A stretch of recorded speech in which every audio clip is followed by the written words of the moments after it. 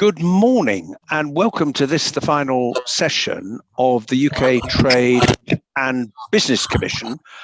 And today we're looking at the extremely important and rather sensitive issue of the Northern Ireland Protocol, how it's working, prospects for change, what the triggering of Article 16 might mean. There'll be a great deal to discuss in the next hour and a half. I'm very grateful to our four expert witnesses who've agreed to give up their time this morning. Can I just say, Alan, I understand that you've got to leave at 11. Is that correct? Yeah. Well, I wonder if I could ask our four witnesses for the record just to introduce themselves, starting with you, David. David Liddington, former Cabinet Minister. Welcome, Katie. Good morning, everybody. So my name is Katie Hayward. I'm Professor of Political Sociology at Queen's University Belfast and Senior Fellow in UK and Changing Europe, where I'm working full time on the subject of the future and status of Northern Ireland after Brexit. Welcome to you too, Seamus. Hi, Chair. Good morning, everyone. I'm Seamus Lehenny, Policy Manager for Logistics UK here in Northern Ireland. We represent 18,000 members across the UK involved in road, air and sea freight. And a warm welcome to you too. And last but not least, Alan. I'm Alan Beattie, and I'm a senior trade writer for the Financial Times in Brussels. Well, thank you all very much. As ever, we have a lot of ground to cover in the hour and a half that we've been allocated. So colleagues will direct questions to particular ones of you. And if you want to supplement what they've got to say, or the questioner turns to you, that's great. But the point I'm making is not everybody necessarily has to feel the need to answer all of the questions in all of the time. But I'm going to ask each of you to give us an initial response to these opening couple of questions from me. I think everyone agreed, of course, in these negotiations that there was a need for special arrangements relating to Northern Ireland, because everybody agreed that the border between Northern Ireland and the Republic had to be kept as it is today. Do you think, and I'm going to come to you first, David, do you think that the parties had different understandings of what the protocol meant at the time it was negotiated, or is it a question of the way it's being implemented that is not quite what people thought it would be? Oh, I'm very clear in my mind that both parties understood what it was they're signing, certainly in terms of the people who were involved in the detail of the negotiation. The problems with implementation, the various trade frictions that have been talked about, were things that were actually identified in the Johnson government's own published primer on the protocol when it came to putting legislation through the House. The explanatory memorandums set out all of this in detail. And I think that the EU clearly understood what they were doing. And most of the officials who were negotiating under Lord Frost to get what is the current version of the protocol were people who had been involved in the negotiations during the May government as well. So I think there was that clear understanding. Whether that was always understood at senior political level, I am less confident. I mean, one would need to hear those people testify. And the truth is that most members of the House of Commons, most members of any government actually pay little attention to the detail of what is happening in Northern Ireland. I think what the government, the UK government and the EU overlooked in negotiating this protocol was the intensity of the unionist response. And so I think what we have today is more a political problem actually than a trade problem, given what the Šefčovič proposals, but we can perhaps go on to that later. Yes, we will come to those. Thank you very much. Katie. Yes, it's a good question. Did they know what they were signing up to? I think there's three things to bear in mind. The first is that they were kind of doing it in the dark a little bit. Obviously, Brexit, the process had never been contemplated or experienced before.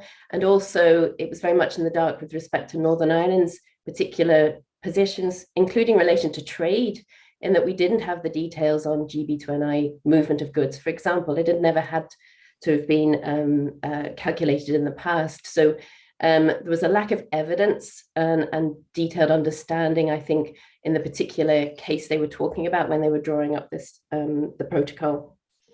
Again, there are also, in relation to that, there's political sensitivities, which meant that the full working through, most particularly in terms of public discourse on the protocol, was not performed.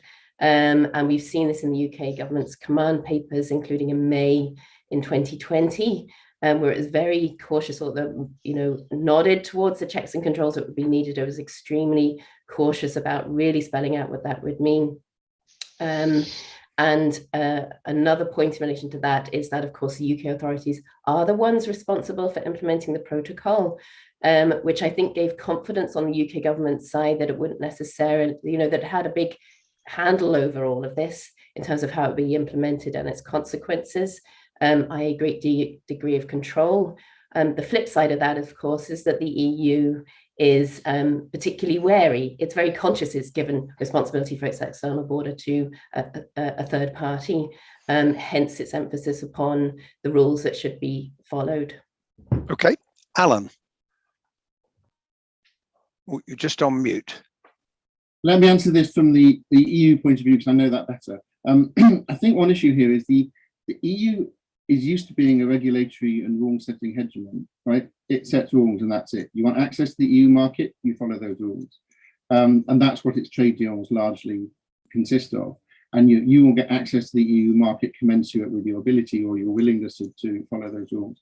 It's not used to having halfway houses where it sort of recognizes foreign governments, particularly foreign governments' rules, okay? To some extent, foreign governments' sort of implementation of the rules, but certainly foreign government rules and regulations as being even anywhere near equivalent to its own.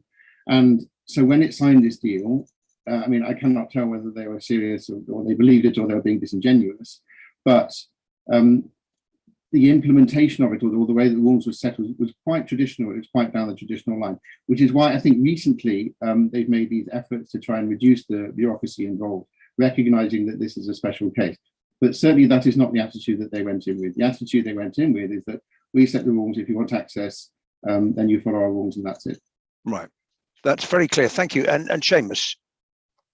Yeah, probably, Chair. I think Katie touched on it there quite well. There was the lack of data and evidence before 2016 about the impacts this would have. Coming from our point of view, really, it was the trade that's between Northern Ireland with the rest of the UK and also with the EU. It's very distinct. Most of the trade, 75% of the goods that come into Northern Ireland from GBs for retail, whether that's new cars, clothes, or food, whereas 70% of the freight that moves across the Irish border is intermediate products. So it's products and ingredients. So there's a balancing act here, because if you raise barriers GB to Northern Ireland, that ultimately affects consumers in Northern Ireland. But if you put barriers across the land border, that has negative effects on our manufacturers, on our exporters. So there was this balance that's required that we envisaged the protocol would try and address, where you limit the damage or the negative impacts on consumers, but also on our local economy as well. Okay. Now, let me come to my second question, and I'll stay with you, Seamus, to start with. I mean, the phrase goods at risk, which is part of the protocol, clearly implies that you might have differential treatment depending on whether goods are at risk of then entering the Republic of Ireland or not. And that was never fully defined. So turning now to the proposals that have been made, in particular, those put forward by Mr. Sefcovic. But if you want to also touch on what the UK side has proposed, although we've not seen the revised, in effect, text of the protocol that they've given to the EU, because that hasn't been published, to what extent do you think these will provide a basis for stability practically in terms of handling some of the difficulties that we have seen getting goods into Northern Ireland and how that's affected individuals and businesses? And then I suppose politically, if you want to comment, Seamus. Yeah, I think both the UK command paper from July and the EU's non-paper from October, both of them have taken on board, I think, the concerns of the local economy here, and with the barriers to moving goods across the Irish Sea. Neither of them go where we need them to go. We certainly need more movement from the European Union on this. And that's been outlined to the European Union, that the local business community here engage with the EU regularly, as we do with the UK government on this. But it's a good foundation to begin with. The at-risk, you're right, the at-risk definition of what comes in here, that's the key to getting this, because Mr. Sefcovic talks about the trusted trader scheme. We don't tend to use that there. We tend to use maybe an auditable and certifiable supply chain is the term we use. But if we can get something like that, that is something where traders will then implement a system to give confidence to the EU that goods coming into Northern Ireland that they determine as being not at risk certainly stay in Northern Ireland. So, for example, retailers, that is something that they can certainly do through the use of technology. There is IT systems being trialed at the moment voluntarily by some traders.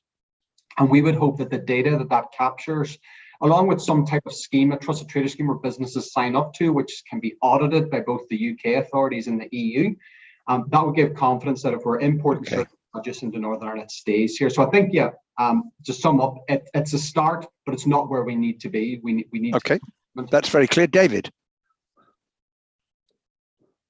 I think there's some really good stuff. I noticed that the non-paper that the Commission published didn't go as far as what had been briefed out to the media by the Sefcovic team, which, I mean, suggested to me that the EU is willing to go further in the direction Seamus was discussing, but they want to make sure that any concessions offer are not simply pocketed without any reciprocal gesture being made, and so this would require detailed negotiation. You know, the phrase is like nothing is agreed until everything is agreed.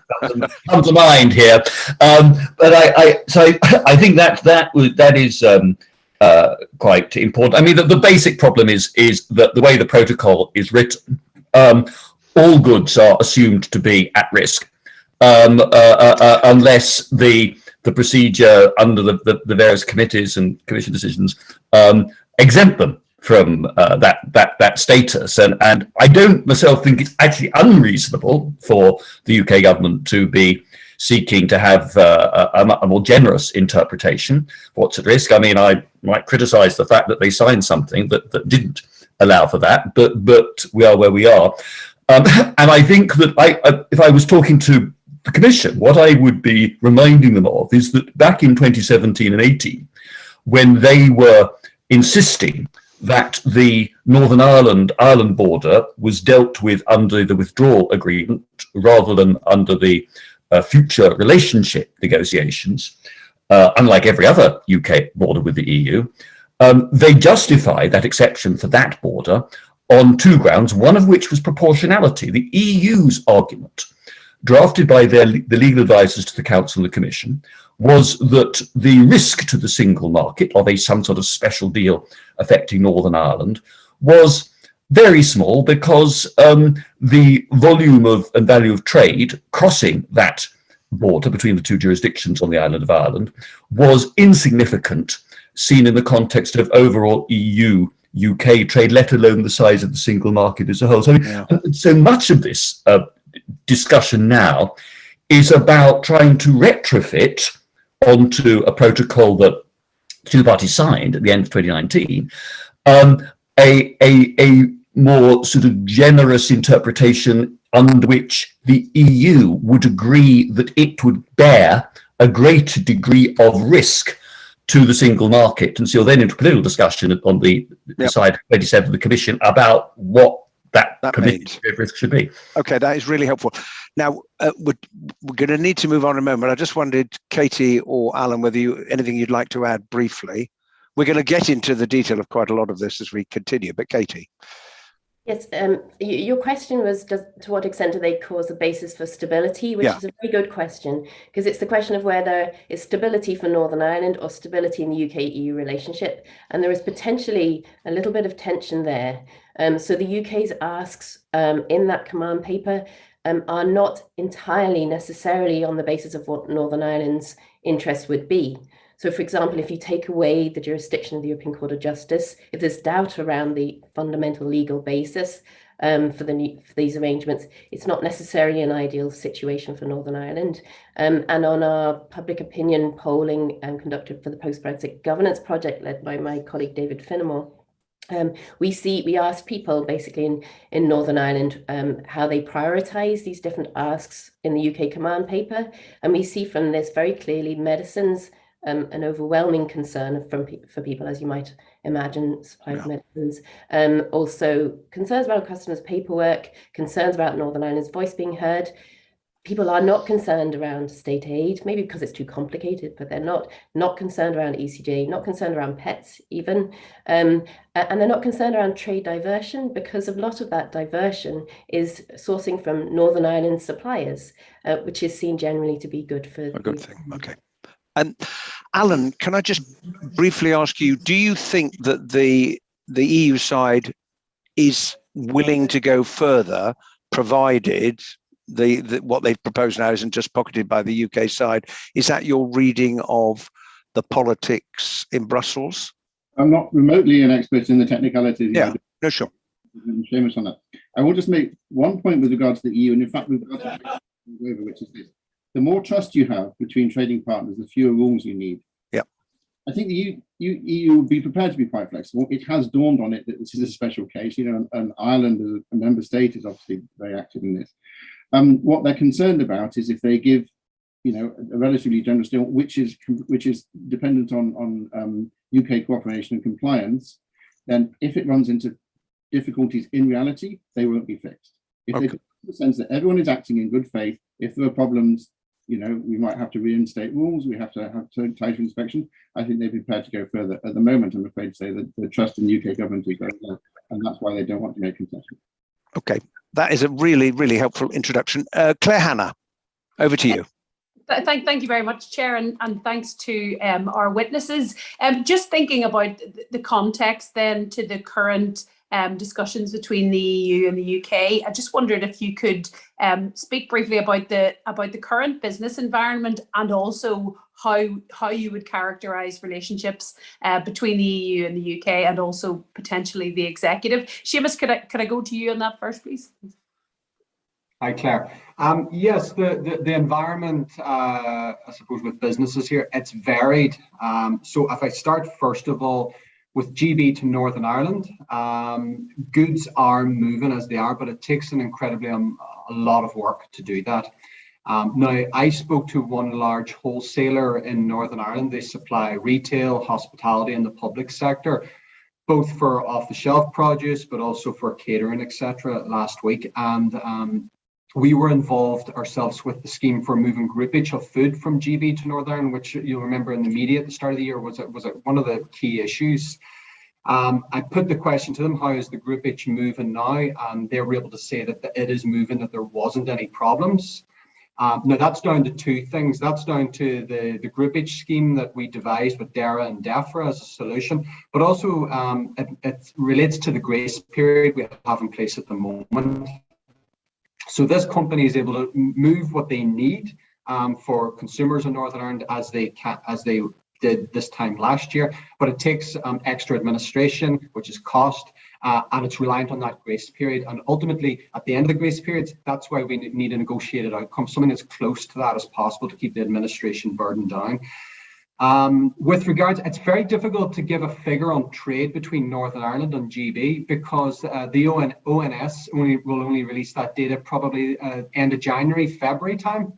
What I can say is the Office of Central Statistics in the Republic do give us the data probably in a month after each period. Trade with exports into the Republic of Ireland so far this year, for the first 6 months, we're up 77%. That's nearly an extra 800 million euros of exports from Northern Ireland into the ROI market. So when I speak to some of our businesses here that are members, they're incredibly busy if they're dealing with exports, whether that's producers, which a lot of our members are, but also people moving the produce.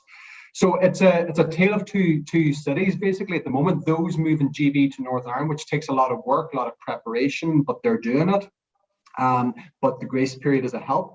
And then obviously businesses dealing with the European Union are incredibly busy. And the last point I would say, the ports here in Northern Ireland, the 3 ports, Larne is up 18.5% volume, Belfast 14.7%, and Warrenpoint nearly 24%. So the ports here are incredibly busy. They're handling more freight. I would imagine that could be down to 2 things. It could be additional trade with GB, but I would also say a big factor is the reduction in Dublin and Holyhead. Holyhead is really suffering at the moment because of Brexit. It's down 33% on volumes. And as a result, that's because of third country controls at Dublin Port. A lot of Northern Ireland trade that you historically used to use Dublin Holyhead is now avoiding that. So it's probably coming in through Northern Ireland instead, which is costing extra money and transport costs. So hopefully that's a good little summary there. Yeah, comprehensive. Katie, maybe on the same thing, although I suppose that's a very clear picture from Seamus on the business environment, if you had anything to add, but I suppose how you would characterise relationships at the moment. Mm-hmm. So, I mean, Seamus and his colleagues have consistently been asking for certainty and stability and predictability, and that isn't there at the moment. And if we're looking at public opinion relating to that polling I mentioned before, we see that the majority remain concerned around political stability in Northern Ireland, and seeing the future of that as being very much tied in with the UK-EU relationship, just as it is tied in with the British-Irish relationship. So we know that ultimately we have to have an accommodation, we have to have an agreement between the UK and the EU. They recognise that. Even Lord Frost has been very clear in saying we need a treaty relationship. It's difficult to see that coming out of a situation of increased use of threats and increased talk of potential breakdown in that relationship. And just to say, you know, the longer we have that, and indeed, if we have an escalation of that, the more difficult it is for creating the kind of stability and certainty that is needed politically here, let alone economically. Thanks. David, could you answer the same thing maybe around the relationships as you see them, and could you also maybe comment on the I suppose the UK's side's negotiating approach to Northern Ireland, and perhaps just what you know of the Irish government's diplomatic strategy as well, if it's possible to contrast. I think that the I mean, there's two separate questions. How far back, Claire, you want me to go on the last point? I think in terms of the relationship UK-EU, I mean, it's not in a good place at the moment. And I think the starting point needs to be a greater recognition in the UK that we do not feature anything like as high on the list of priorities of either the Commission or the key EU member states, as we sometimes like to think. They're not obsessing about us. You go back and read the German presidency document when they had a 6-month presidency. There was one mention of the UK in about a 40-page document, and it was sandwiched between little paragraphs on the United States and on China. The Slovenian presidency, when they came in, had 3 mentions of the UK. They were all identically worded about the need to take forward negotiations in a way that respected the treaties and the interests of member states of the Union.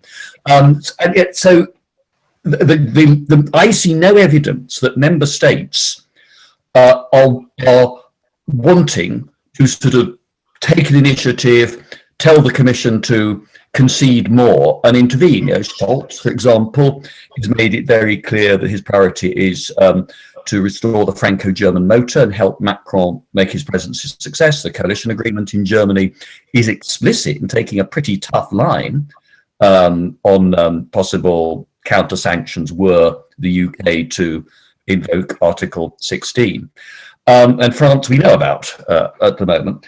And I think there's a real problem in how the government has handled the EU, that, you know, they're perfectly entitled to be tough negotiators if they want, but I think it is the unilateral actions and the way they are then seen by a European Union that is defining itself increasingly against sort of breaches of the rule of law in Russia, Turkey, and of course the issues in Poland and Hungary at the moment.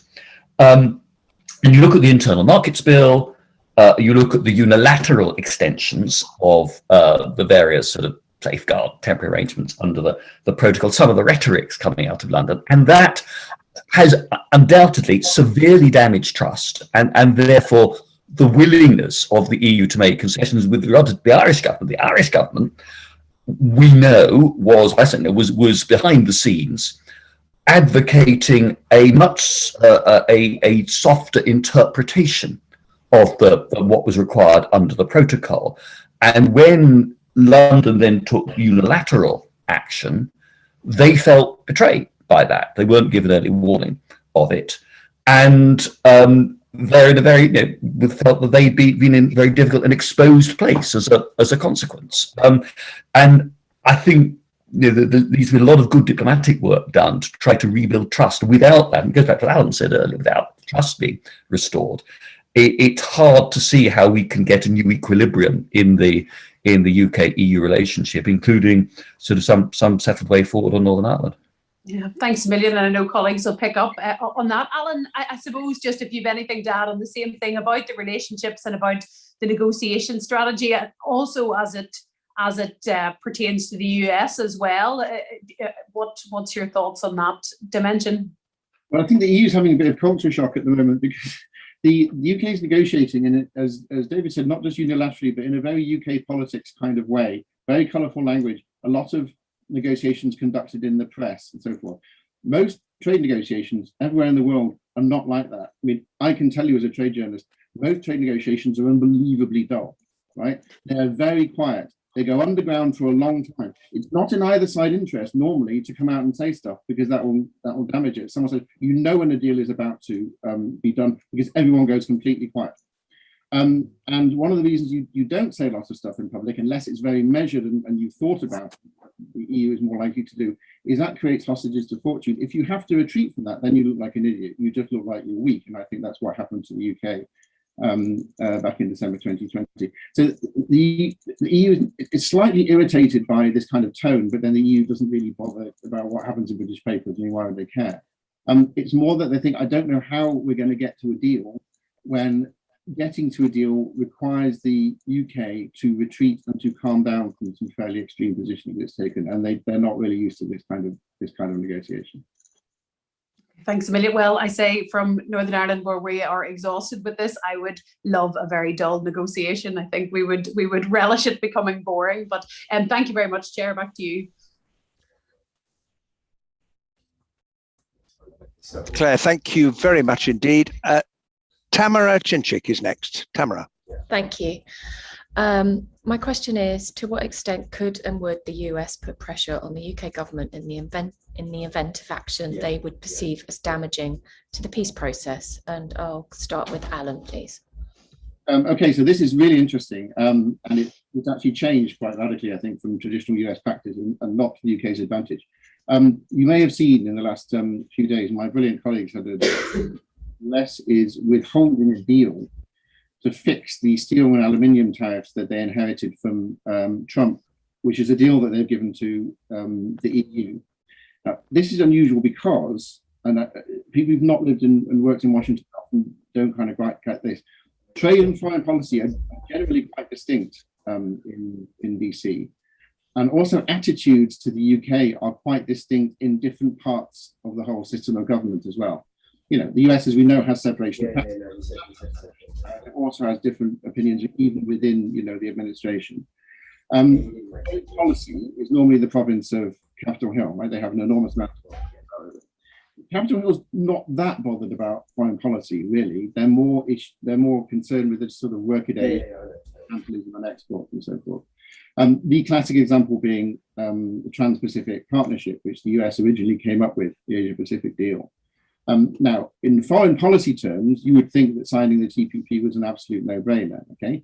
Interestingly, the administration did not sell it this way, but it is fairly obviously a way of encircling China with countries which are following a US model of development. They don't have to be foreign policy allies, right? They don't have to be under the US security umbrella, but with a US model of development and therefore with economies that orient towards the US. So you would think that would be an absolute no-brainer. But not only did the Obama administration not sell it that way, but Congress blocked it, even before Trump pulled the US out. Congress blocked it for the most tedious workaday reasons you can imagine. The tobacco industry didn't like the way that they were being carved out of certain provisions, right? The pharmaceutical industry literally didn't like the length of time that their biologic drugs, their data for biologic drugs, they could keep themselves before it was released. And on that basis, which the biggest foreign policy issue that the US has was killed, or not killed, but it froze. And also, administrations compared with Capitol Hill tend to be more pro-UK because the very strong relationship is obviously the security and defense relationship, right? We all know this, right? Five Eyes, and therefore the NSC and the Department of Defense and state and so on tend to be pro-UK. If it comes to a battle between the UK and Ireland, then Congress will tend to be more pro-Ireland because the Irish American community tends to be particularly strong in Congress. What's interesting about this and a bit disturbing is this was an administration decision. The decision on steel and aluminium tariffs is an administration decision, and they chose to turn it into a foreign policy decision and to back Ireland over the UK. I know we all know Biden is an Irish American and he takes that very seriously and so forth. But nonetheless, this is still quite a big break with the way that they've done these things in the past. Now, a lot of this has been discussed in terms of will the US give the UK a bilateral trade deal? My attitude to that is, on multiple grounds, no, but so what? Because it hardly means anything to the UK. They wouldn't admit UK exports anyway. It would probably, even if there weren't the Ireland issue there, Congress would focus very much on the chemical wash chicken type beef issues much more than they would on foreign policy. So I don't think that was going to happen anyway, and I don't think it's disastrous because it doesn't mean that much for the UK. When it comes to these irritants that come up in trade all the time, that you don't normally hear about because they just get settled. They get settled behind closed doors. There's a conversation and differences are smudged over and it happens. A lot of the time there you're dealing with the administration, not with Congress. Now, if we have an administration now which doesn't feel inclined to do the UK favours, or even to give the UK the same treatment it's giving other people because of a foreign policy issue, that's new and it's not a good. That's really, really interesting. I'd like to bring in Sir David on this question, if that's okay. Thank you. Thanks, Laura. I agree very much with Alan's expert analysis there. Just a couple of points I would throw in. I think that if one looks at this strategically, it's clear that the Biden administration is. I'm sorry to interrupt you, David. Someone is not on mute, and we're getting a bit of. It sounded like a public address announcement. So. That was where I am, and I've put. Oh, that's where you are. I beg your pardon. No, don't apologise. I just you keep your mic open. Carry on. At least it wasn't a division down, Hillary. If I look at this strategically, Biden's been pretty clear that, unlike the predictions of some, he's not sort of casting the UK into outer darkness. He sees the UK as still a really important ally. Things like AUKUS, I think, evidence of that, but. US has also got to have some new best friends inside the tent in the European Union because we can no longer fulfill that role for them. And therefore, Washington is going to be very alive to sensitivities in Paris and Berlin and The Hague and Dublin on all of these matters.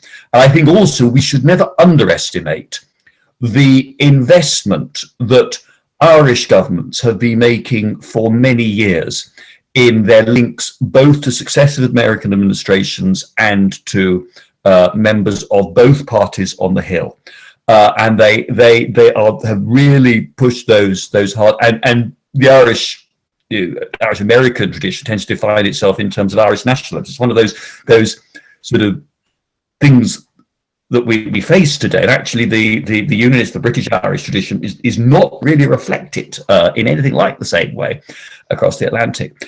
So will they, to answer your question tomorrow, how much pressure would they bring to bear? I think that there would be little sympathy in Washington for the UK if they felt the Belfast Good Friday Agreement was under real threat there.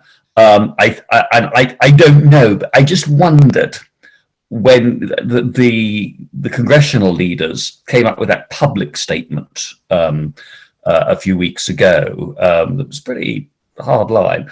And the administration was silent, and I did wonder at that time whether there had been some private messaging to the UK at top level about the risks of and the likely US attitude. But I think that I think there would be political pressure. Quite how hard it would be might depend on sort of geopolitical challenges elsewhere in the world at the time.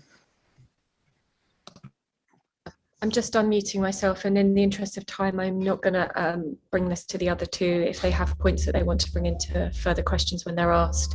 But I'm going to hand back to the chair. And thank you very much, and sorry about the public announcement. Don't apologise at all. Thank you very much, Tamara. Caroline Lucas. Caroline, over to you. Thanks so much, Chair. Yes, I was going to start with Alan Beattie again, please, if I might. And it's about, given that there have already been obviously disruption to the UK-EU trading relationship, how much more damage could be done if there were a trade war with the EU? What could that look like for our economy? What do you think that would entail? Okay, so there are kind of two questions from the EU's perspective, which I know better. There are two questions here. What could they do in the trade war, and would they actually do it? The first one, unfortunately, is a lot. I mean, a lot. You know, UK is very entwined with the EU.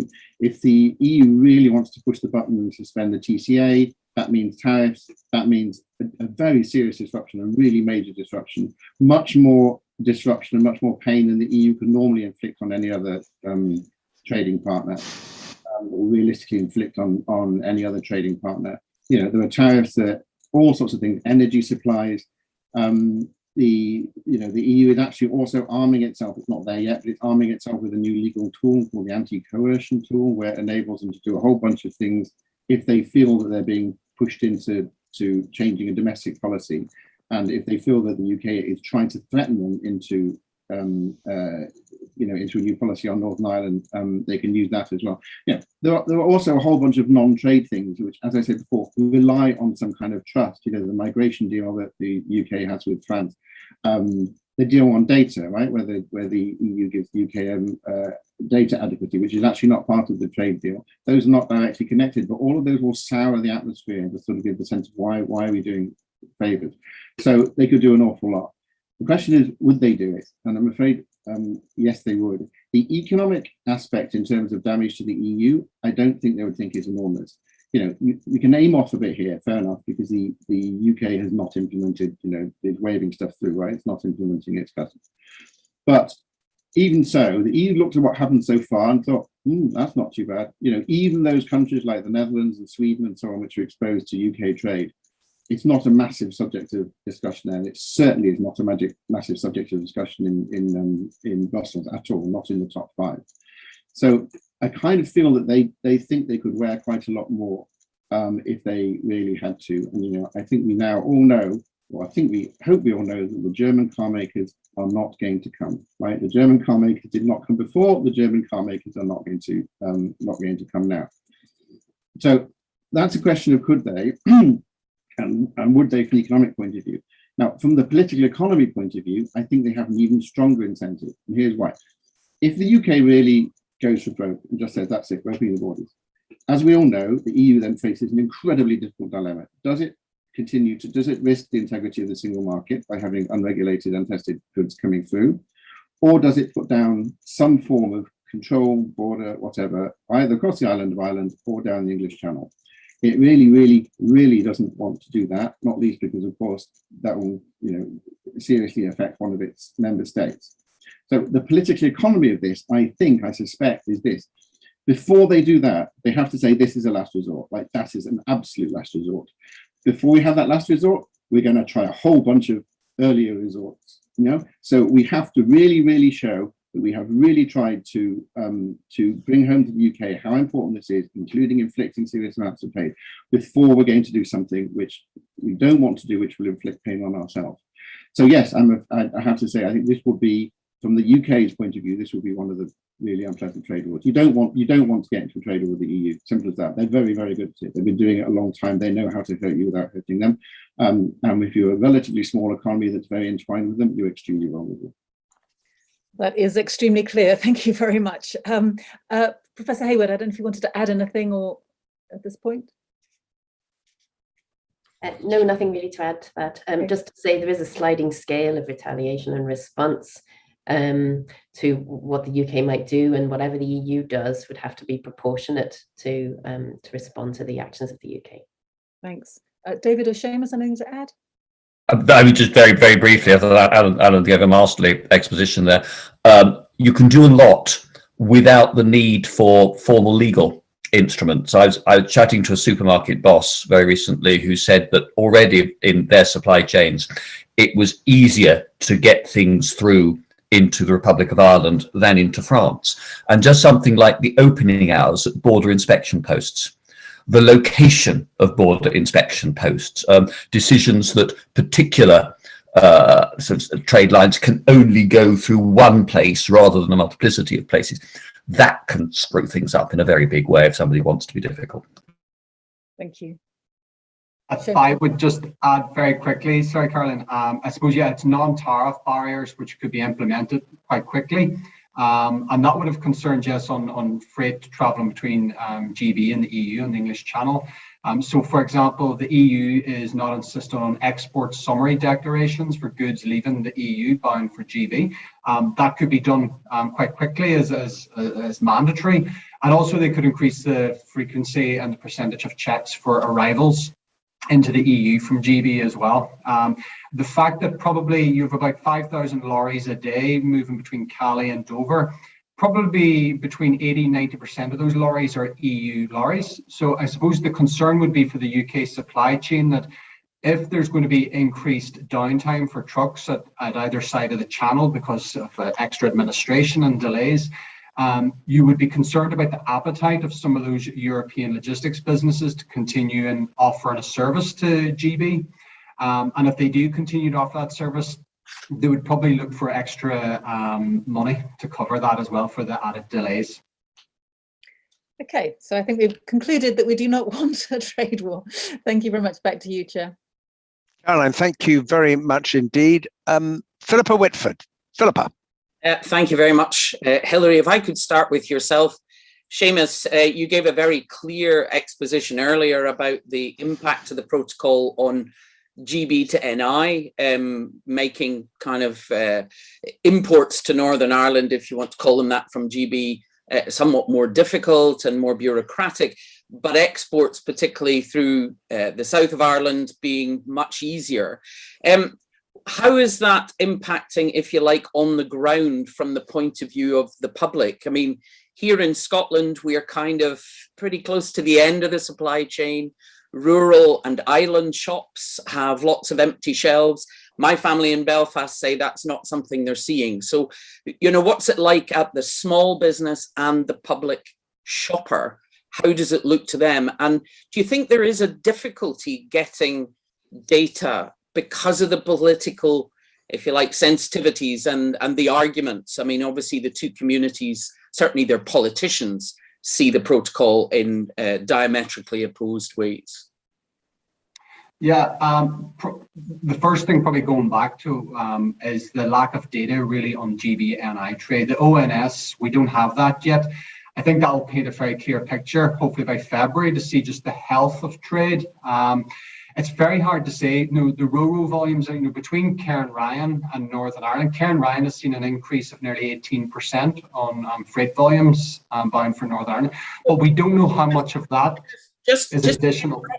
What kind of ONS data? Will they give data to businesses as opposed to just what's going through the ports? Because obviously you did show how the port trade has gone up. Yeah. So what data is it you're looking for from ONS? It's a trade between businesses. So what a business is selling in GB to a business in Northern Ireland and vice versa. We don't have that yet. The CSO in the Republic of Ireland gives us that on a retrospective every month, so it's more live. Obviously, the volume of data ONS has to deal with significantly a lot more, and that would suggest why it's an annual So that will give us the clear picture really on that. With regards to availability of produce, I think if there is difficulty getting produce from GB for sale in Northern Ireland, there is the ability to source locally in Northern Ireland or from across the border in the Republic, because there is no trade barriers at the moment. So there's probably more, maybe more of a varied options for Northern Ireland consumers at the moment. But the concern for us is that costing us more money to substitute those products? And again, it's hard without the actual concrete data there in front of us just yet. And what about at the kind of business level? Does that mean you're not having empty shelves, or are there already big increases in prices or decreases in quality of things like fresh produce from Europe, fruit and veg, which we're certainly seeing here in Scotland? Again, you know, we're still waiting. Probably the retail sector would need to tell us that. I did speak to one large logistics business earlier this week in Belfast, and a lot of the fresh fruit and veg that used to come for distribution into Northern Ireland used to come in via a huge distribution centre at Heathrow. That is now coming in direct from Spain into Ireland then for distribution in Northern Ireland. So you're seeing some businesses are starting to react, and they're cutting out taking goods in for distribution in GB and taking it straight to distribution in Northern Ireland. So again, you know, that's probably a question maybe for the retailers to answer there. So it's more, I suppose, could be seen and may be seen by members of the public as an advantage that Northern Ireland has. Maybe if I can come to yourself, Katie, I don't know whether that you've done obviously polling with the public, what the perception of the public is, and particularly in both communities as opposed to the two sets of politicians, how their view is of what they can access, and whether you think we do have an issue with not just the data Seamus is talking about, but the data around the view of the public, the view of small businesses of the protocol. Well, we've been doing as part of this research stakeholder workshops that include businesses and retailers, and we have seen a change over the course of the year, and things have got better, partly because people are more familiar with the systems and businesses have adapted as necessary, but also the systems are designed to operate the protocol are functioning much better than they were, the Trader Support Service in particular, and there's also better communication. But it is very clear that different sectors and subsectors are experiencing the protocol in very different ways, as you would expect, given the varied nature of trade and business. So some are really struggling, and we should bear in mind we are not having the full implementation of the protocol yet. The grace periods that exist are really significant, and there would be grave problems if those were suddenly to disappear. So it is important that we have these talks at the moment to see adjustment to the protocol. And your point about reliable information is absolutely critical. So I think the fact that we now have very direct involvement of the business community from Northern Ireland with Aidan Connolly and Seamus and colleagues, that's really critically important. And that engagement is both on the UK side and with the EU. And that means that they have detailed evidence and experience from these people directly on the ground managing these issues. And I think, you know, that's the only way in which we're going to have a protocol that operates more effectively. And this is why, just my last point, this is why the non-paper on stakeholder engagement that the EU put forward is critically important, because it's about getting evidence directly from here in Northern Ireland around proposals from the EU or the operation of the protocol, whatever it might be. Feeding that directly into the UK-EU decision-making on the protocol is really vitally important. And just to ask you, what about from the public? I mean, you said you do surveys and things. What's the perception among the, if you like, shopping or working public to the protocol? Yeah, so there's been polling by the Consumer Council here in Northern Ireland, and they're doing one now. The earlier ones were reporting problems and difficulties with respect to the protocol, particularly at the beginning of the year. So I don't know what the latest polling will show on that. We haven't been asking people about their experiences of shopping. Although I should say, I mentioned before, like on that polling, the majority of people now see economic opportunities coming through the protocol. but there is very different views on that according to people's political perspectives, and that's the variable that matters more than anything, whether people are unionist or nationalist and other. Sure. I mean, obviously that was the deal we were trying to get. My constituency just looks at you across the water. So in Scotland, we were trying to get what you have. We need to wind up. Anything you need to add burningly, David, to that? No. Okay, back to you, Chair. Well, thank you very much indeed, Philippa. I'm now going to turn to Stephen Farry. Stephen. Okay, thanks, Hilary, and good morning to all of our witnesses.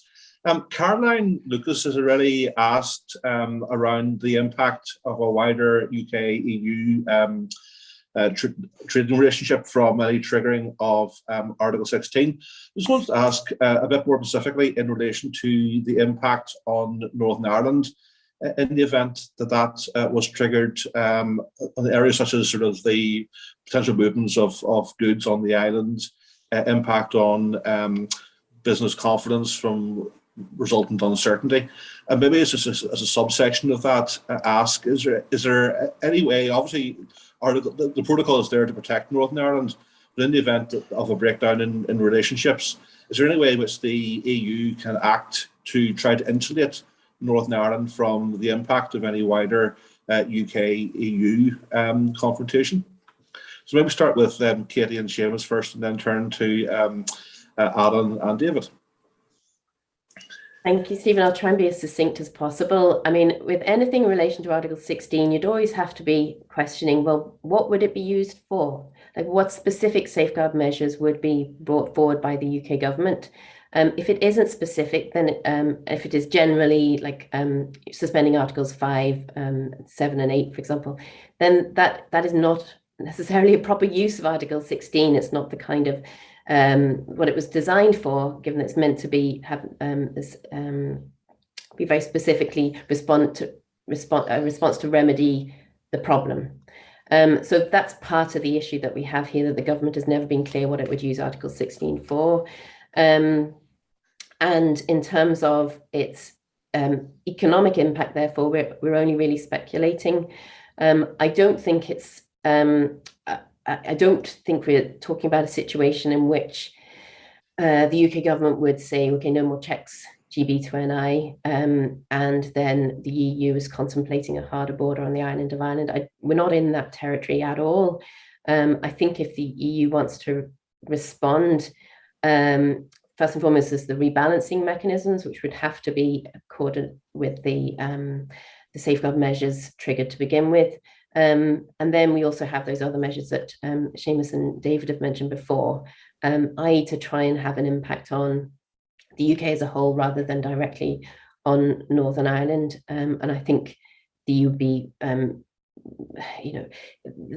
the issue here is that it's difficult to see the use of Article 16 as being economically something of value and worth.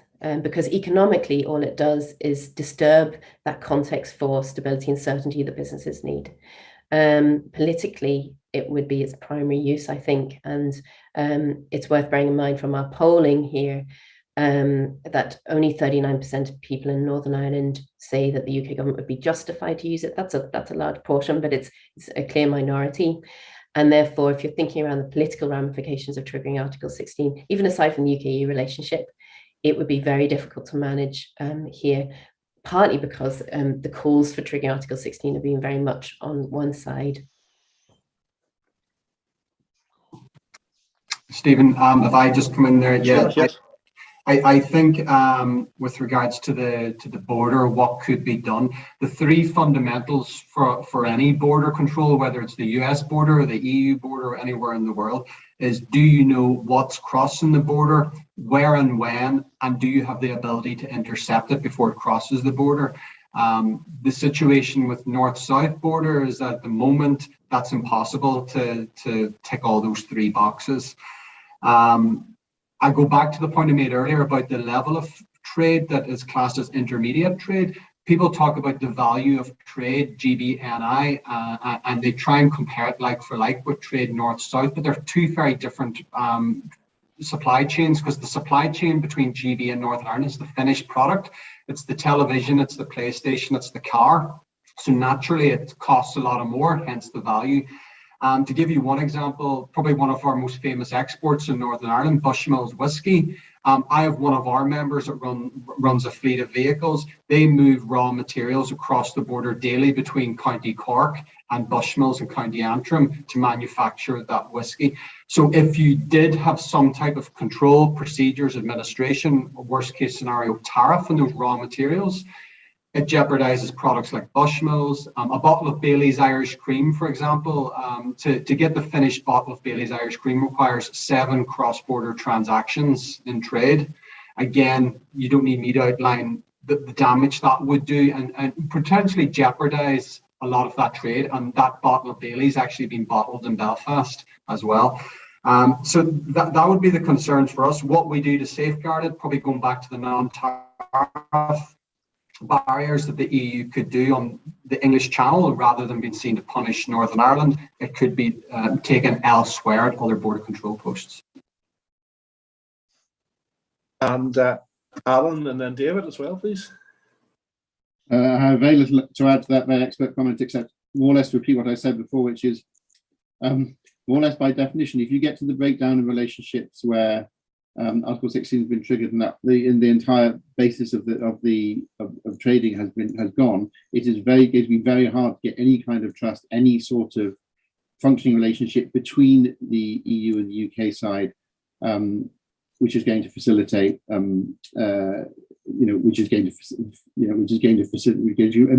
facilitate being able to ameliorate that kind of shock.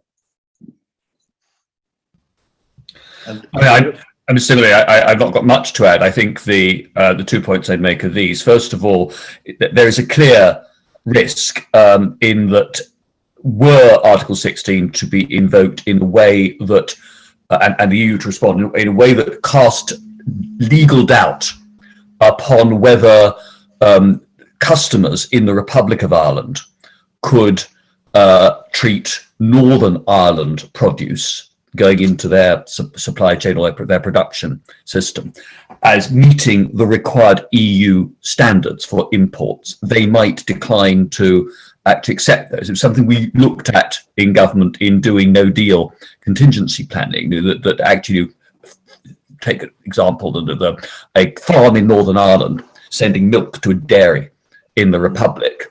If there were no legal framework governing post-Brexit trade relations, then would that dairy in the south continue to feel it could bear the legal risk of accepting a food product from Northern Ireland where there was no guarantee, and the paper chain wasn't there to show it met the required EU standards, and so there's an element of risk there. I think the EU do what it could to protect Northern Ireland, the way others have described.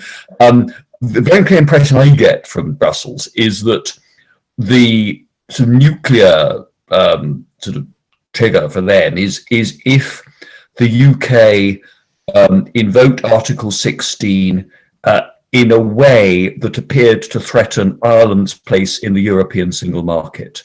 And that, as I understand it, is sort of the key sort of political point that the EU is very concerned about, and that is what would trigger, I think, sort of some quite dramatic and asymmetric response from them. Yeah, thanks for that, David.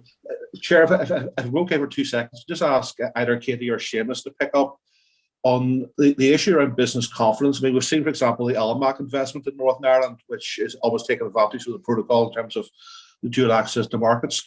With a time lag between the triggering of Article 16 and then some of the responses to the European Union maybe coming a year later, what sort of happens in the interim around business confidence? Is that something that we should be conscious of as a particular risk, or in terms of our lost opportunities? Yeah, brief answers if possible because of the time. Yeah, but yeah, sure. So again, it really depends on how Article 16 is triggered, if it's minimal or maximal. I think fundamentally, the question is, if Article 16 is triggered, what status that puts Northern Ireland in as a place for investment and trade.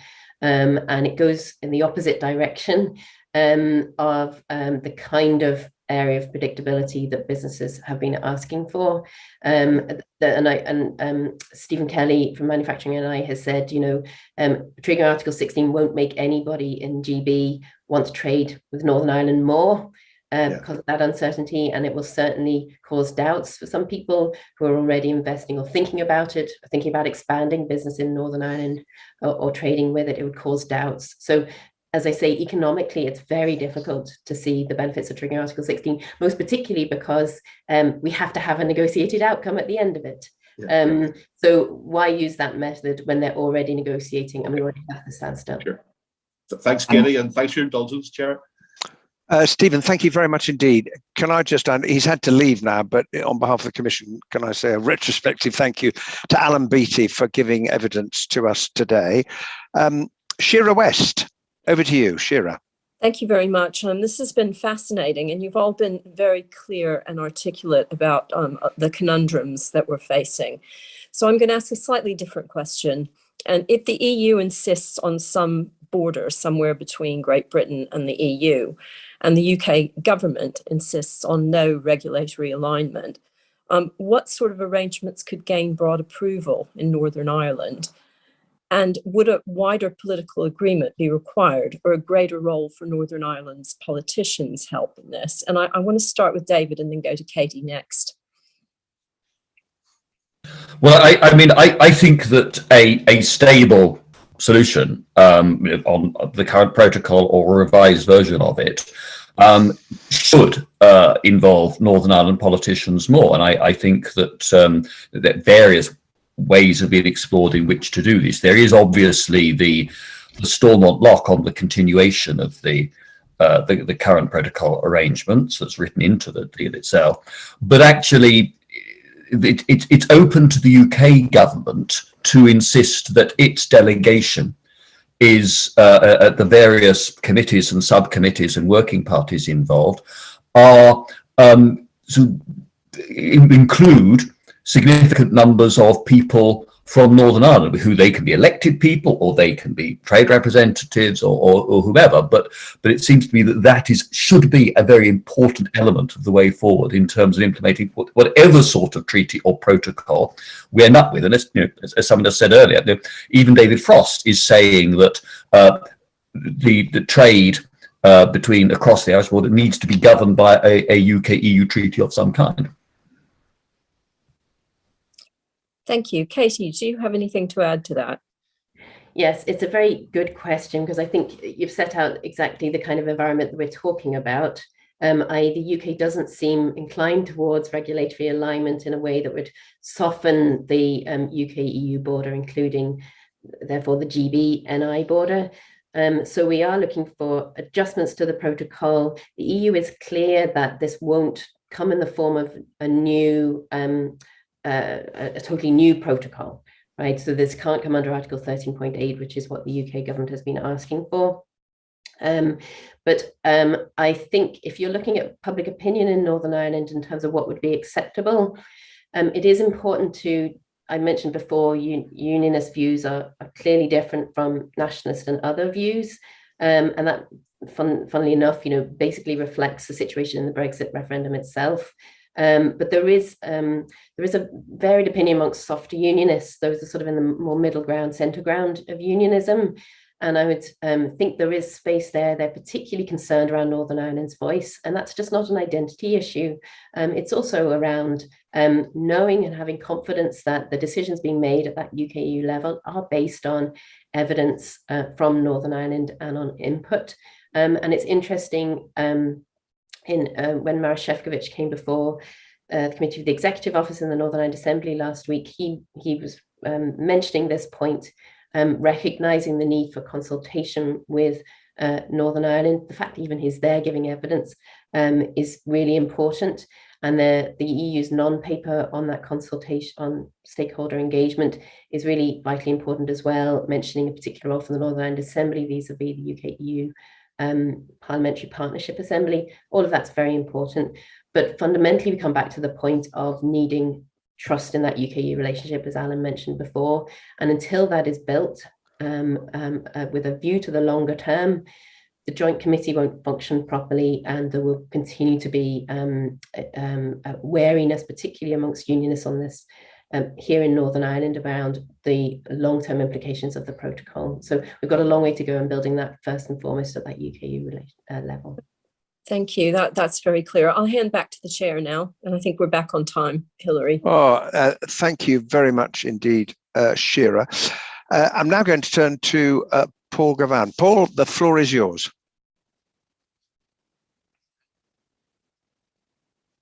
Thank you, Chair, and I do want to thank the panel for coming along this morning to answer quick questions.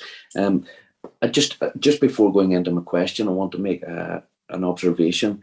The EU are putting an extreme amount of focus on what is effectively 0.1% of their GDP relating to what goes through trade with the Irish Republic and what the impact of Northern Ireland on that. So there seems to be quite a little bit of focus being put on what is potentially so minuscule amount of their overall GDP, but that's by the way. The axis of trade issue is one I want to maybe ask on, and the cost absorption to business and probably more so businesses from the UK, the additional administration required in relation to importing into Northern Ireland. And Seamus probably is well aware of the documentation and the additional costs that that's bringing to many businesses, and the hauliers are the ones at the end of the day that are having to present all of the paperwork and do all the bits and pieces and end up with a lot of grief on that. And we're getting indications of £30 per document that has to be produced. And to such a degree, many SMEs, small businesses in England, are deciding no longer to trade with Northern Ireland because of the additional costs that are associated with it.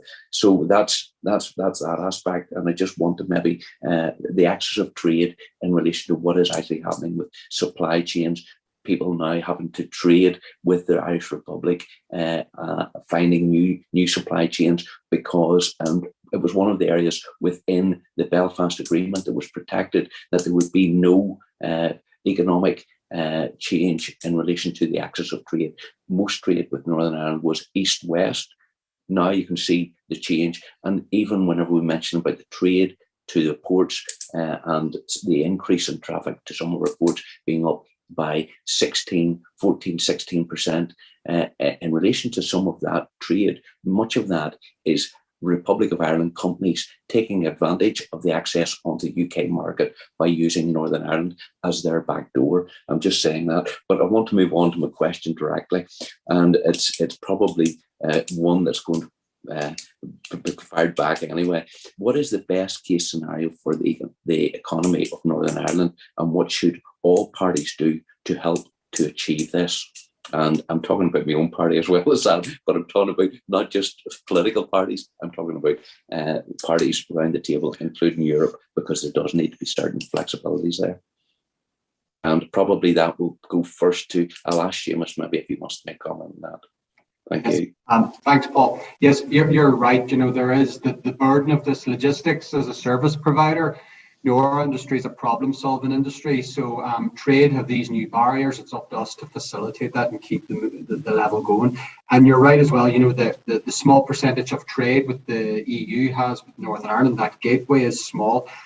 Probably from my experience of dealing with the Commission, it's not so much the level of trade; it's the risk that SPS poses.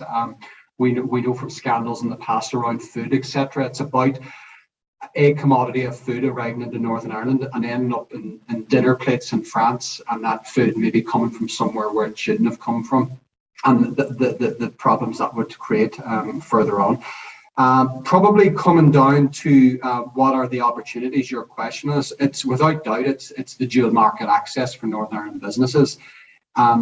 People do talk about the trade diversion as a result of the protocol. I know, you know, this time last year, we knew it was inevitable that there would be Northern Ireland could capitalise on that. We could trade more with the EU. And that's not necessarily a good thing for businesses in England, Scotland or Wales, but it's something that businesses here have really capitalised on. I know some of our members, they've got sales teams now in places where they never had salespeople before. We have one member here that operates a large fleet of vehicles, but they prepare prepared vegetables for the dinner tables, and they've capitalised now where they have now a new market in the Republic of Ireland, because retailers there used to source those products from GB instead, and that's reflected in the increased sales. So I think the dual market access is the big thing that we have. If we can iron out the problems GB to Northern Ireland, which is fundamentally the at-risk profile. So when we talk about EU being worried about SPS, if we can make sure the companies involved in moving the vast majority of those products are part of a scheme that adhere to rules agreed between the UK and the EU under negotiated terms, I think we can iron out a lot of that administration cost and time and moving that. And then basically we can focus on Northern Ireland being a great place to do business. We've seen there recently, we have a large manufacturer make an announcement to build a new factory and employ about 150 people in North Belfast.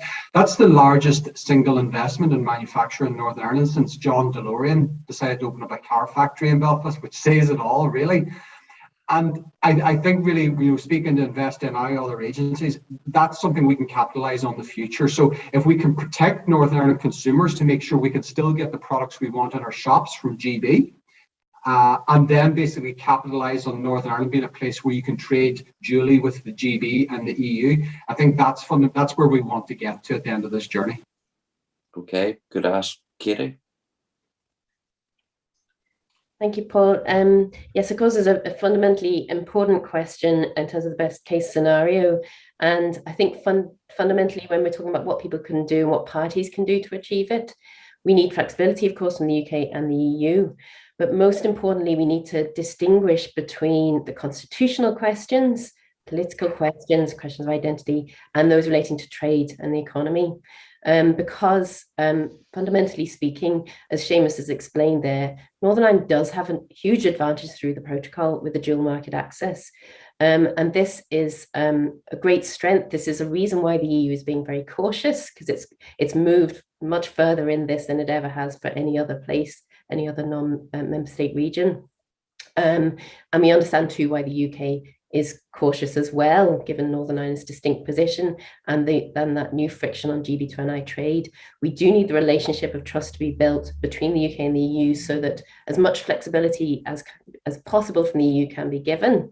And if we have that longer term, the Joint Committee functioning properly, as mentioned, good representation from NI directly into the Joint Consultative Working Group and into the Specialised Committee, we have a great potential here.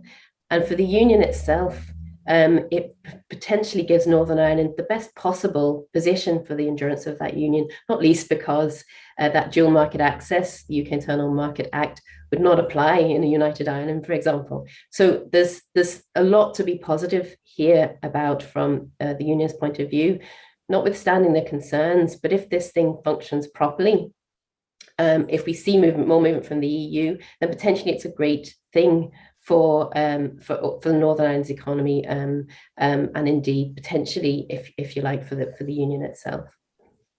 I don't necessarily follow your logic in relation to. Well, I would just say if Northern Ireland is a small region on the edge of the EU and on the edge of GB, we've known that it's struggled for a very long time economically. Now it's in a distinct position. It's not all advantageous, but it is in an advantaged position compared to elsewhere in the UK. There's a lot there. So if instead of being a basket case, if it's actually attractive for investment, Invest NI has the potential to sell this unique dual market access position. The Northern Ireland executive needs to be in a position where it can have a clear and agreed stance on the protocol. That would really transform the situation. And from that basis, Northern Ireland could do very well. And that could only be seen to be a positive thing for those who want to see Northern Ireland continue to endure. I do take on board, but I do believe that Northern Ireland should be treated as any other region within the United Kingdom and free to trade within that market without the problems that we have. And I do think that that's something that we should be looking at on relation to the trust trader and at risk, goods at risk. I think that there is a little bit of movement can be made around that goods at risk. And I did make mention yesterday, whenever we were on the International Trade Committee along with Aidan yesterday, I have clarified my issues. I have the names of the individuals concerned, and I know the case that I mentioned in relation to the Port of Larne and the customs official who was involved in that, got the name, know the details, know where they were from, the whole details of it. And I'm happy to actually say that there seems to be a little bit of well, and I did mention it to Aidan yesterday whenever he was on, and I did probably use the wrong term in the first incident, but I did think that we are being punished as a UK for leaving the EU by the volume of checks that they put in between what actually happens with Northern Ireland and the rest of the United Kingdom, the checks that are coming from east to west. And I do think that has had a detrimental impact upon supply chains. It is driving up costs. Costs have risen. And you have to look at the price that you will find if you go on to price certain items and you're based in the UK mainland, you will get a different price to what you ask whenever you order the same item for Northern Ireland, which is within the United Kingdom. But it's just something that is there. And it's good to see you again, David, and maybe ask you, David, for your comments on that point. Well, yeah, we'll need to do that very quickly, Paul, because we've got to move on. Yeah. I want to very quickly. Good to see you, Paul. I mean, point one, this is where I will cross swords with you slightly. All parties in Northern Ireland have to accept that disruption to trading arrangements is inherent in Brexit and in leaving the single market and the customs union, and there's no evading that. In terms of what could be done, I think I really continue to push for de-dramatisation of controls, so that you want there to be as little friction as possible between GB and NI. As we all know, of course, there was with livestock in particular, for a long time, there's been some additional checks and controls there. But one could do that. It's more challenging because the Johnson government has moved away from the May government's position of accepting alignment on agri-food and industrial goods. And that's a political decision which they're entitled to take. But that has a consequence. But really pushing de-dramatisation, pressing the EU on the second of the two principles I alluded to earlier, which was necessity. They argued in 2017-18, the peace process in Northern Ireland is an essential core interest of the EU. Well, they're on the record as saying that, so de-dramatisation seems to me to fall neatly into that category. Second, help business adjust, particularly when it means investing in new systems, training people, government, both in Stormont and London can help there. Third, a big push to promote FDI into Northern Ireland and the advantages of a Northern Ireland location for businesses that want access to both the UK and the EU markets. And finally, this is a longer term thing, really ramp up the work on smarter borders. I've talked to business people who think that this is a realistic medium-term possibility, although I never believed it was going to be ready in time for when Brexit took place. Okay, David and Paul, thank you very much indeed. I'm now going to move to Aidan Connolly. Aidan, over to you. Thank you very much, Chair. It's absolutely wonderful to see our panel of witnesses this morning. It's very strange for me, though. Usually I'm on the other side, beside Katie and Seamus, rather than asking them questions. So I shall try and be as nice as possible. And it's wonderful to see you too, David. And in fact, David, I'm going to start. It's a question for all three of you, but I'm going to start with you, David. Has the operation of the Northern Ireland Protocol come as any surprise, considering, for example, the warnings of Northern Ireland politicians and Northern Ireland business leaders in 2019? And specifically for you, David, it's the sort of surprise that came from the UK government stance. So at the start of the year, we had there is no trade border, there is no sea border, and that quickly moved on to there's so much of a sea border that we need to pull the thing down. What's your sort of impression of that? And then Katie and Seamus will come in. I think I was quite startled when the British government agreed to the protocol in its current form, and I what it's worth, I voiced some concerns at the time in Parliament. But they had a mandate, and they fought at the general election to secure an electoral mandate for the deal that they negotiated. So entitled to take it in, bring it in. I think that there is a bit of wishful thinking on the part of the UK government in wanting, through changes to the protocol or to its implementation, to make things appear as they would like it to have been, and in some instances claimed it would be, rather than reality. But the direct answer to you, Aidan, is no. I don't think anybody who's followed these issues in any detail will have been remotely surprised by what happens. And as others said earlier, particularly Alan Beattie, if we can rebuild trust, that I think can persuade the EU to take greater risks on the legal side. It's the absence of trust that is holding back progress on de-dramatisation and making some of these checks less onerous. Thank you. Katie, I'm going to ask the same questions, whether any of this was a surprise, but also has public opinion evolved during this time on the operation of the protocol? Seamus, I'm going to come to you afterwards, and I'm going to ask, has business opinion evolved during this time as well? So Katie, over to you, please. No, technically speaking, it wasn't a surprise. I mean, some of the most significant disruption experience at the start was avoidable, given the lack of preparation and the lack of response that existed during the transition periods to the concerns being raised by business, etc.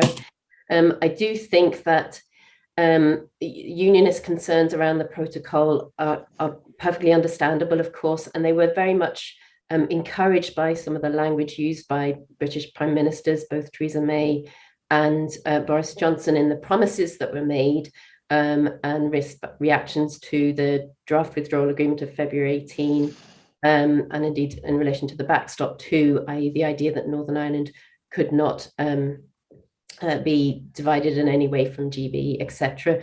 So there was a lot of raising of unrealistic expectations given the nature of Brexit. In terms of public opinion, we have seen it evolve. So this polling, we've done 3 polls so far on the protocol. We've seen it evolve to the latest poll, which is showing a majority thinking that the protocol is overall a good thing for Northern Ireland. Consistently, we've seen a majority thinking that Northern Ireland does need special arrangements or specific arrangements arising from Brexit.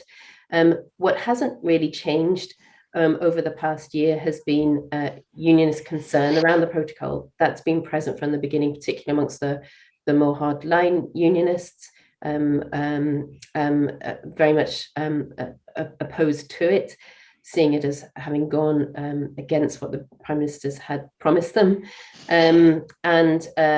But what we have seen, particularly from those who are neither unionist nor nationalist, is an increasing support for the protocol, and indeed increasing belief that it protects the Good Friday Agreement and that brings economic opportunities for Northern Ireland.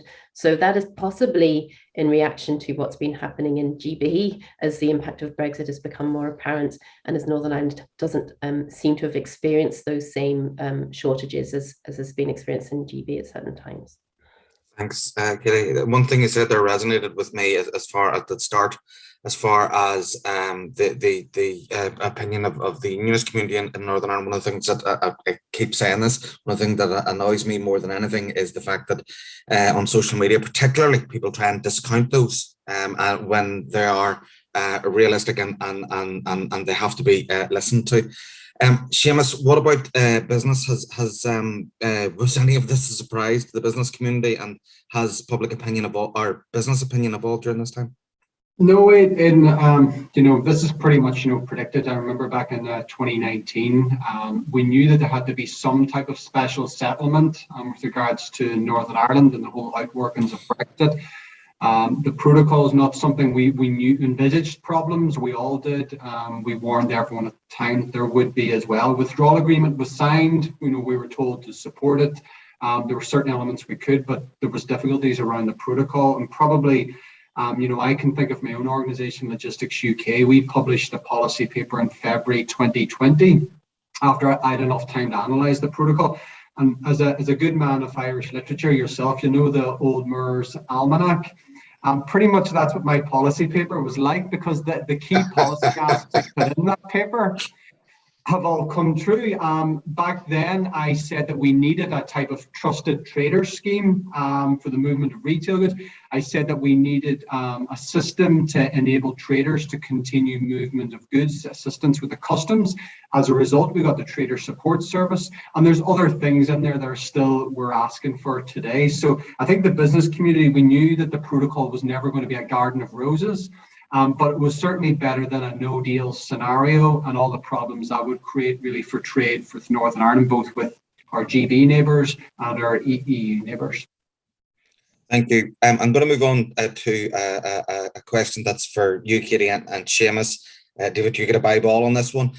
What sort of reaction would you expect in Northern Ireland? We've already heard what the EU might do. We've already heard what the UK government might do. What would you expect the reaction in Northern Ireland to be, both societal, Katie, and business, Seamus, on if Article 16 is triggered?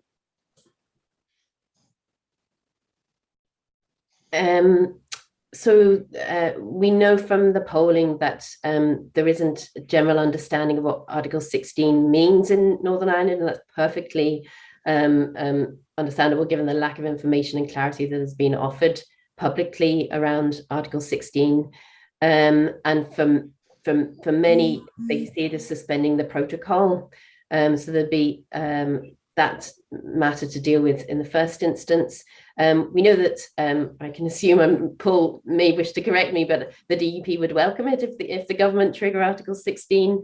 But as I mentioned before, the economic ramifications would seem to be only negative.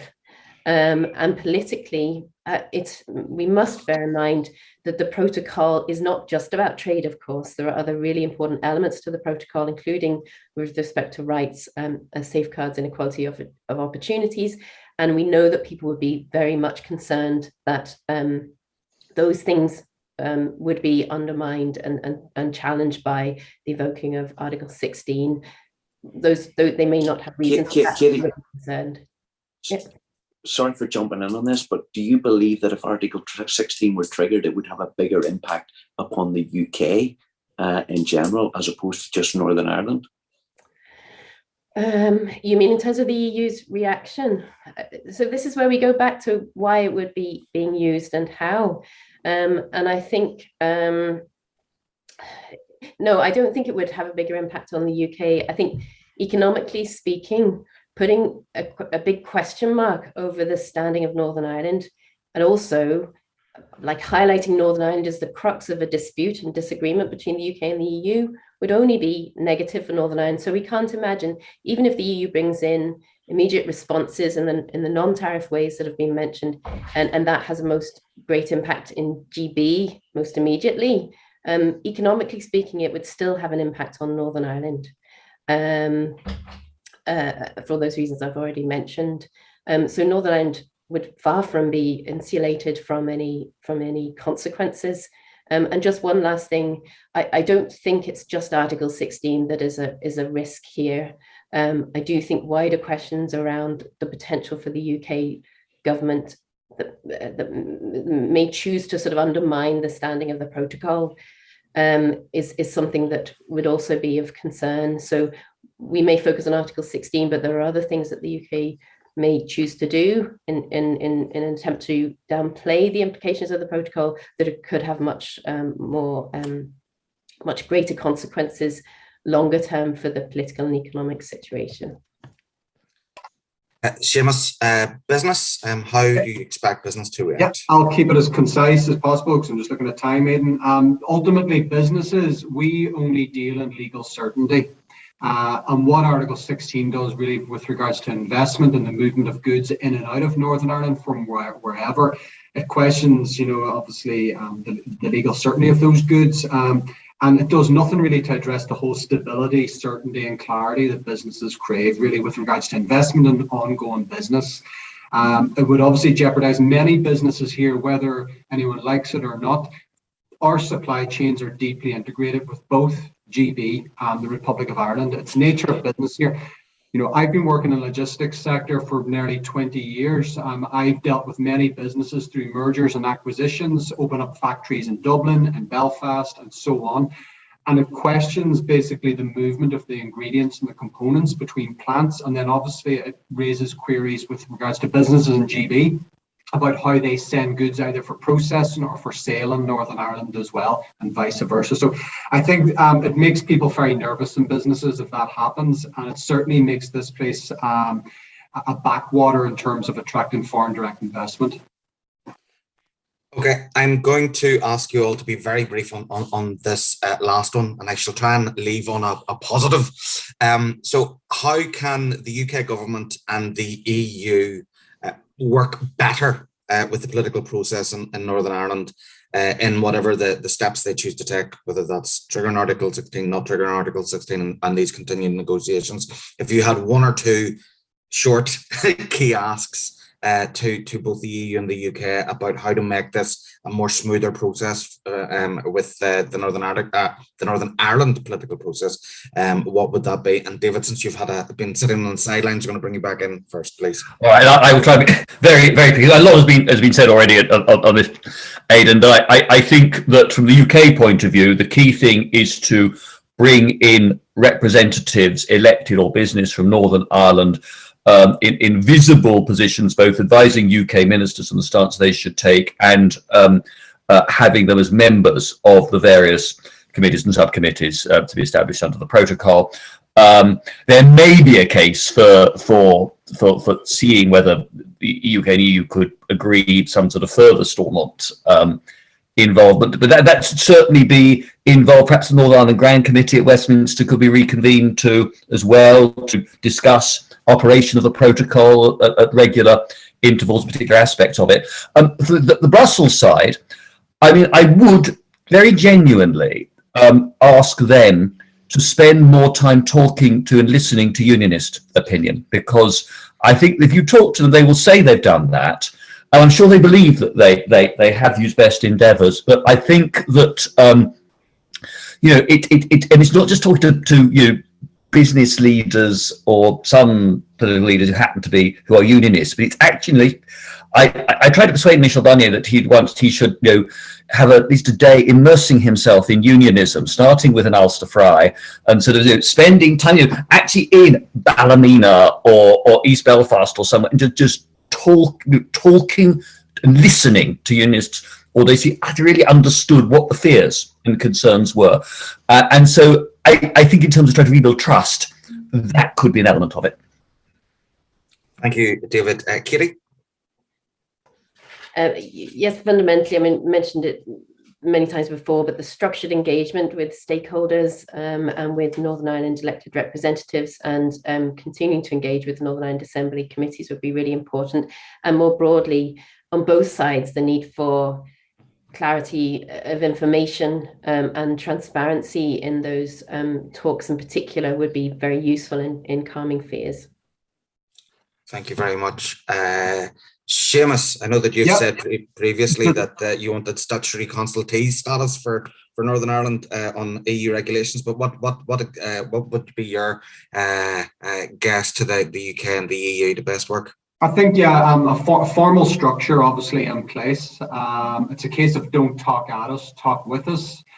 You might remember, Aidan, we were involved several years ago with the formal working group at the Cabinet Office on the alternative arrangements. That was really good because we were working with government proactively about solutions that would suit Northern Ireland. So I think we need more of that. We need the EU and the UK to have a formal for both political, civic and business to make sure that any changes, how the protocol works, it actually works for us. Because we have to remember at the end of the day, the protocol is for our interests. It's not for Brussels, it's not for London, it's to make this place work as a society and a place to do work in.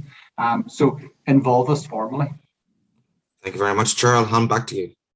Aidan, thank you very much indeed. I'm just going to take advantage of my position to ask one final brief question. It's about the ECJ, because I think we've heard it's been a fantastic session this morning. People listening, I hope, can see how you can find a way through this with pragmatism and trust, a point that all of you have emphasized. But I just wonder how, if you think that the introduction of the issue of the ECJ in the protocol has become a hook on which the UK government has impaled itself, how does it get off? Is there a redrafting or a reinterpretation or additional phases? I know this is probably a whole evidence session in itself, but I'd just be interested if I could ask David and then you, Katie, briefly, how do we get over this particular issue? Well, you start by accepting the limitation. The European treaties, of course, define the role of the court and say that it is the arbiter of what European law means. And we've seen with the Schrems judgments in particular that the European Court ultimately can instruct the Commission and the Council. They may not continue to be party to an international agreement they've negotiated if, in the court's view, it breaches treaty requirements. So that's the reality. What I think could be done is to interpose, but probably through a separate self-standing UK-EU treaty, some kind of dispute resolution or arbitration mechanisms on aspects of how the protocol is implemented in practice that would then reduce the number of occasions when anything was likely to end up in the CJ-EU itself. The EU's got arrangements with Switzerland, with New Zealand, which are different from each other. And I think one should look for a model that would work in the UK and Northern Ireland circumstances. That's really, really helpful. And finally, Katie. Yes, it's a big one. And I think this goes back to the point around information as well, and people being anxieties increasing on the basis of misinformation. So, for example, I've heard some people being worried that they will be hauled before a foreign court for something that involves breaching protocol. Do you know? So this is why people need to tread very carefully in this, and why there is such a need for more information on the protocol from the highest levels.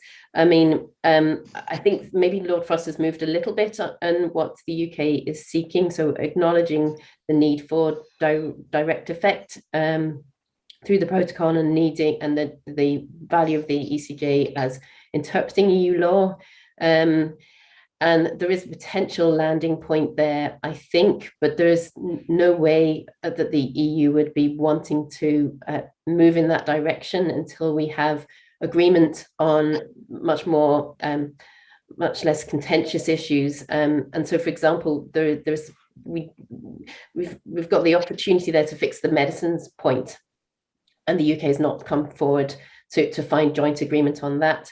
So until we can sort of get movement on those fundamentally important things that matter most to people in Northern Ireland, then there is a worry that those points of principle, and it really is a point of principle, I think, from the UK side, that those would actually scupper the potential for, this is the real priority of the UK in these negotiations. It's seeing the window open. It wants to get that movement from the EU. So potentially using Northern Ireland in a rather cynical way, and that just increases a sense of anxiety here.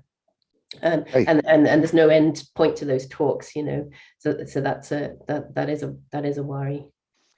Well, thank you very much indeed. Can I say to you, David, to you, Katie, and to you, Seamus, and also Alan, before he had to leave us, this has been a really, really interesting and useful session, and a great way to conclude this year's work for the Commission. And to those of you who've been watching our evidence sessions, I hope you've enjoyed them, and we'll be back in the new year. And a very Merry Christmas and a Happy New Year to everybody. That concludes this morning's event. Thanks. Bye.